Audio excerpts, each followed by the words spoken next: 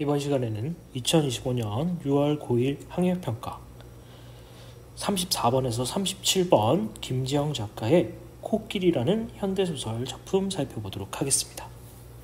자, 먼저 지문 내용입니다.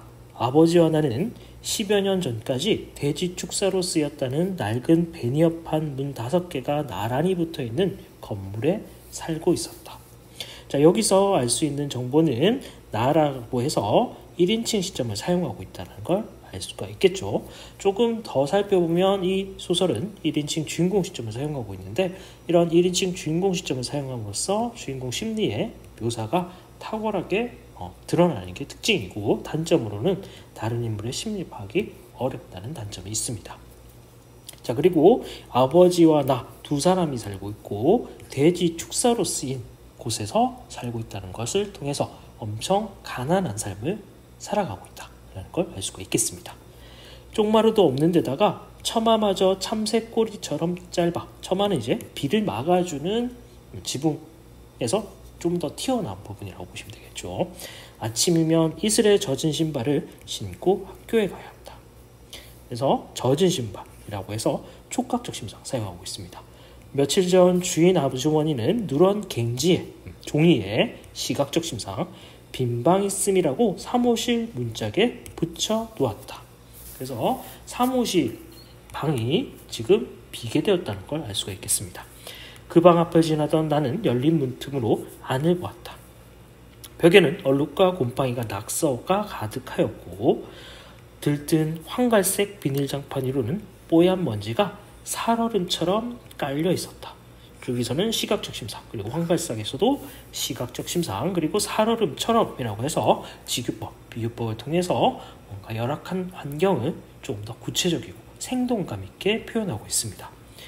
비스듬하게 세워진 낡은 캐비넷 뒤쪽에는 쥐가 들락날락거릴 정도의 작고 새까만 구멍이 뚫려 있는데, 구멍 주위로 자잘한 시멘트 가루와 흙덩이가 흩어져 있어 마치 상처 부위에 엉겨붙은 피딱지처럼 보였다. 자, 해당 부분 역시 지규법을 사용해서 이 방안 풍경을 구체적으로 묘사하고 있습니다. 총알에 맞아 쿨럭쿨럭 피를 쏟아내는 심장을 본 것 같은 섬뜩함이 가슴을 오그라뜨렸다. 그래서 해당 부분에서는 주인공이 사는 건물과 사무실의 모습을 묘사하고 있고, 이런 묘사를 할 때 비유적 표현과 감각적 심상이 사용되고 있었습니다. 그 방에 살던 파키스탄 청년 알리는 도둑질을 하고 마을을 떠났다.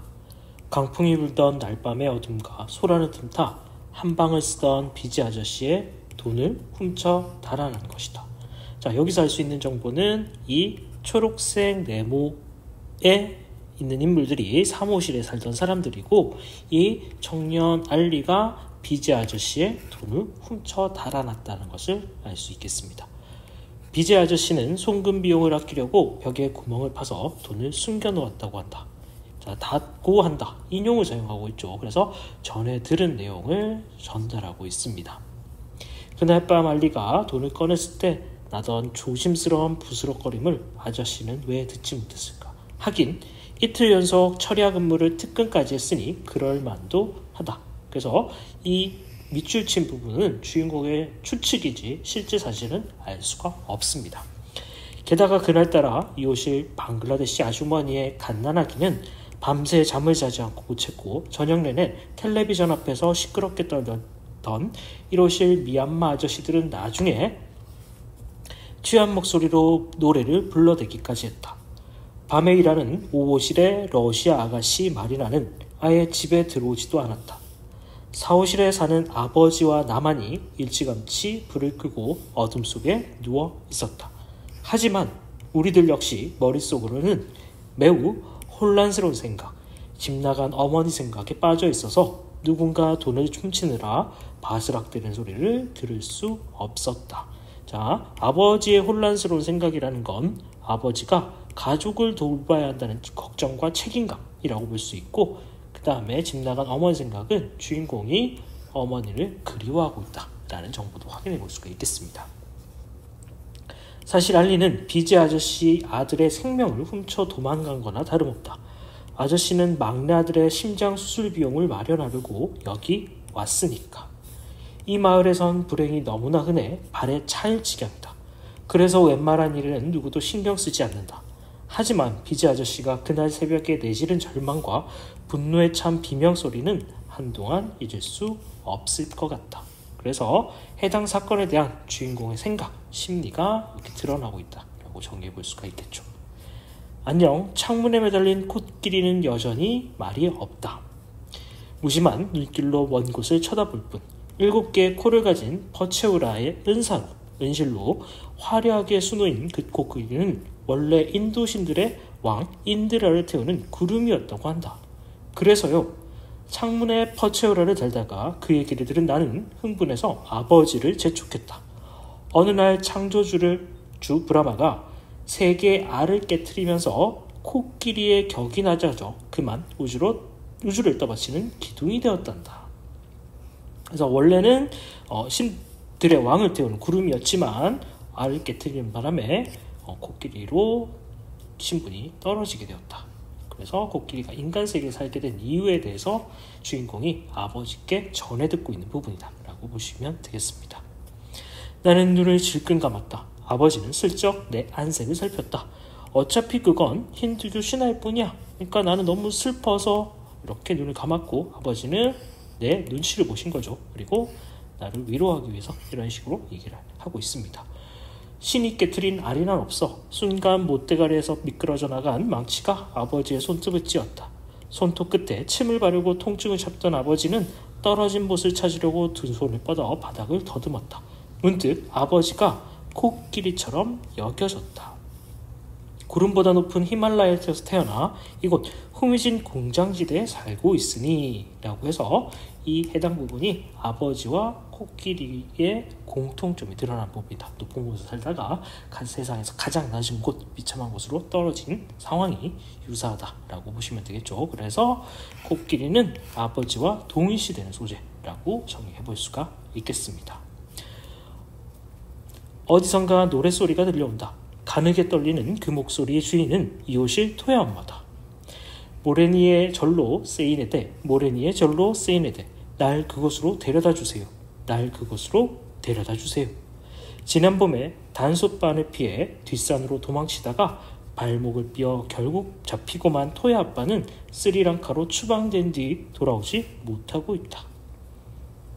혼자 남은 토야 엄마는 집에서 기계 부품에 나사를 끼워버는 푼돈으로 연명하는 눈치다. 자, 그래서 토야 엄마가 혼자 아이를 돌보고 있는 이유와 노래를 부르는 이유를 해당 밑줄 친 부분에서 알 수 있고, 남편이 없기 때문에 상당히 어려운 형편에 처해 있다는 걸 확인해 볼 수 있습니다. 불둘리아, 푸자토레 케노, 펠레라코 헬라거리, 탈모렌네, 아게 슈드 바레크, 피아레 쇼크, 기독꽃을 꺾어 왜 그냥 버렸을까? 사랑하는 사람이 죽기 전에 다시 돌아오세요. 갑자기 어머니 생각이 난다. 이 토야 엄마가 부른 노랫소리를 통해서 어머니를 떠올리게 되는 계기가 되었다라고 보시면 되겠습니다. 신김치와 미역국 냄새, 연한 레몬 로션 냄새, 그리고 뭐라고 이름 붙일 수는 없지만 스르르 잠이 오게 하는 신비한 살냄새까지, 지난 봄에 어머니가 남기고 간 냄새는 한동안 방 안 어딘가에 남아 미풍이 불 때마다 언뜻 맡아졌다. 하지만 이제 방 안에선 그 냄새가 나지 않는다. 퀴퀴한 호라비 냄새와 지독한 곰팡내만 진동할 뿐이다. 자, 그래서 신김치, 미역국, 로션, 살냄새까지가 어머니를 떠올리게 하는 냄새이고, 호라비 냄새와 곰팡이 냄새는 어머니가 부재한 상황에서 나는 냄새, 두 가지를 대조하고 있다라고 정리해 볼 수가 있겠습니다. 환기를 시키려고 퍼체우라를 젖힌다. 노란 햇빛이 반대편 벽에 있는 히말라야 달력 사진에 내려앉아 너울댄다. 투명하고 생생한 햇빛, 푸른 티크나무숲, 눈 덮인 안나푸르나, 잔잔하게 웃는 물결치는 페와보, 그리고 사탕수수를 빨아먹으며 환하게 웃는 아이들. 아버지는 해마다 똑같은 달력을 사온다. 아버지가 그 사진을 보면서 기쁨을 얻듯이 나도 그렇게 되기를 바라는 걸까? 하지만 내 눈엔 오후빛을 받은 히말라야가 금으로 씌운 어금니처럼 보일 뿐이다. 그러니까 아버지는 이 달력을 통해서 고향을 떠올리려 하고 아들 역시 이 고향에 대한 정겨움을 느꼈으면 한다라는 바람에서 달력을 사왔지만 나에겐 이 달력은 아무런 의미가 없는 존재라고 느껴지고 있습니다. 왜냐하면 나는 거기서 태어나지 않았기 때문이죠. 그리고 달력 속의 풍경들은 시각적 심사를 통해서 감각적으로 묘사되고 있습니다. 햇빛에 녹아내리기 직전에 노란 바닐라 아이스크림이거나 달력에선 여전히 검고 굵은 동그라미가 소용돌이 치고 있다. 마음이 편치 않다. 요즘엔 이상하게도 입에서 아무 말이나 튀어나온다. 학교에서 내내 긴장을 하다가 집에 돌아오면 모든 게 귀찮고 무엇보다 화가 난다. 오늘은 소영이 오빠가 친구들을 데리고 쉬는 시간마다 우리 교실로 내려왔다. 나는 화장실에 숨어 있다가 수업이 시작된 뒤에야 교실로 들어갈 수 있었다. 겁이 나서가 아니었다. 1대1이라면 자신 있었다. 하지만 한꺼번에 덤벼들어 쥐잡듯 나를 짓밟는다면 앞으로 나를 볼 때마다 누구든 그 장면을 떠올릴 것이다. 그것만은 정말 견디기 힘들 것 같았다. 그래서 해당 주인공은 학교 생활이 쉽지 않다. 친구들한테 괴롭힘을 당하고 있다는 걸 확인할 수 있습니다. 아기 손바닥만큼 작아진 빛은 퍼체오라가 흔들릴 때마다 놀란 듯 부르르 떤다. 갑자기 잠이 몰려온다. 아버지처럼 고향 가는 꿈이라도 꿀 수 있으면 좋겠다. 밤마다 아버지는 낡은 춘바를 입고 고향 마을로 찾아가는 꿈을 꾼다. 노란 유채꽃 언덕 너머에 보이는 눈부신 설산과 낯익은 황토집, 정다운 마을 사람들이 있는 곳으로 꿈에서 아버지는 가녀린 퉁개꽃과 붉은 비적꽃이 흐드러진 고향집 마당으로 들어서는 가족과 친지에 둘러싸여 달과 바트, 더르가리, 야채 반찬, 물소 고기에 토마토 양념을 발라 구운 첼라를 실컷 먹는다고 했다. 그래서 해당 부분은 고향이 아름답고 평화로운 풍경이라고 보시면 될 것 같습니다. 하지만 다음날 공항에서 비행기에 오르려고 하면 누군가 아버지 앞을 가로막으며 거칠게 끌어냈다고 했다. 난 한국으로 돌아가야 돼. 거기 내 가족이 있어. 제발 보내줘. 일자리도 내 이웃도 내 청춘도 거기 두고 왔단 말이야. 제발. 자, 이 대사를 통해서 아버지는 고향보다 가족을 더 소중하게 여기고 있다는 걸 알 수 있습니다.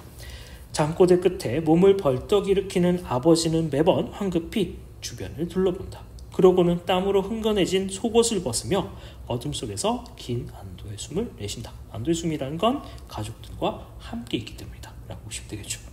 그렇지만 나보다 낫겠지. 난 태어난 곳이 있지만 고향이 없다.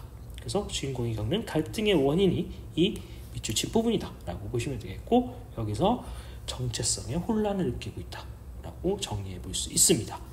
한국에 네팔 대사관이 없어 아버지는 혼인신고를 못했다. 그래서 내겐 호적도 없고 국적도 없다. 학교에서조차 청강생일 뿐이다. 살아있지만 태어난 적이 없다고 되어 있는 아이. 이 역설법을 통해서 주인공의 소외감을 표현하고 있습니다.